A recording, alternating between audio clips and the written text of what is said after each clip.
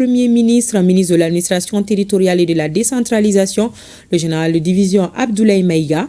Elle est bâtie sur une superficie de 2680 mètres carrés. Les locaux comprennent entre autres 17 salles de classe, un amphithéâtre de 200 places et d'autres commodités. Mamari Koné et Aliou Touré, reportage. Des coups de ciseaux et les nouveaux locaux de l'Institut consulaire d'études et de formation de la Chambre de commerce et d'industrie du Mali sont désormais opérationnels. C'est un grand pas qui vient d'être franchi dans la formation et le renforcement des capacités des acteurs du secteur privé.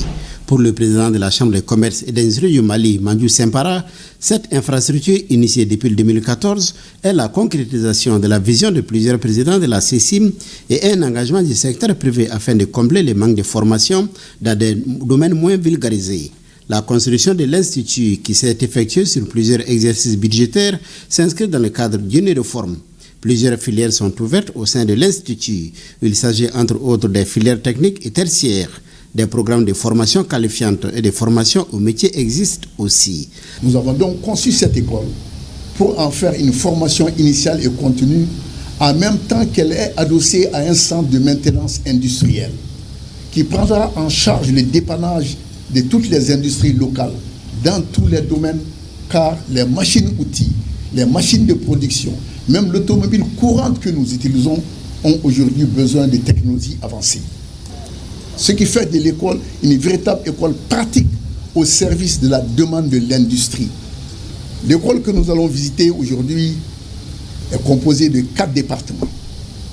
Un département de l'administration, évidemment, un département d'accueil des apprenants, une salle amphithéâtre qui va servir de cours en même temps que d'événements culturels et un large plateau multifonctionnel pour les travaux pratiques.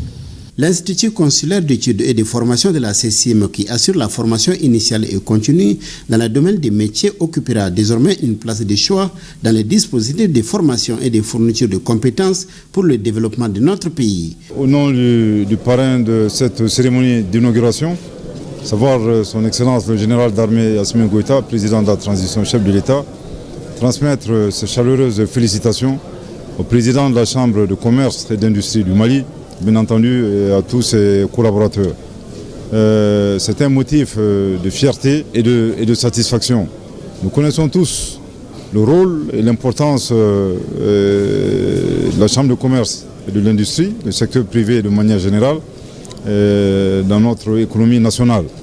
En particulier durant des périodes sombres de sanctions illégitimes de la CEDEAO et de l'UEMOA. Nous savons que par patriotisme, nos opérateurs économiques, le secteur privé, a joué un rôle prépondérant en vue de faire face à ces sanctions, bien entendu, et de rendre notre économie nationale beaucoup plus résiliente. À travers l'inauguration de ce joyau architectural, la Chambre de commerce et de l'industrie, nous savons, sa mission initiale est de préserver les intérêts des membres, des opérateurs économiques de manière générale. On sait également que historiquement, c'est la CECIM contribue au renforcement de capacités de ses membres. Mais je pense qu'aujourd'hui, avec cette nouvelle orientation, elle va bien au-delà de sa vocation initiale de renforcement de capacités de ses membres. Grâce aux formations diplômantes et aux formations qualifiantes, elle arrive à la fois à trouver la parfaite adéquation entre la formation et l'emploi. Bâti sur une superficie totale de 2860 m², le bâtiment et les équipements ont coûté 1,5 milliard de francs CFA. Les locaux réalisés à 2 niveaux comprennent 17 salles de classe, une salle polyvalente, un amphithéâtre de 200 places équipé, une cantine, une salle de gym et plusieurs autres commodités.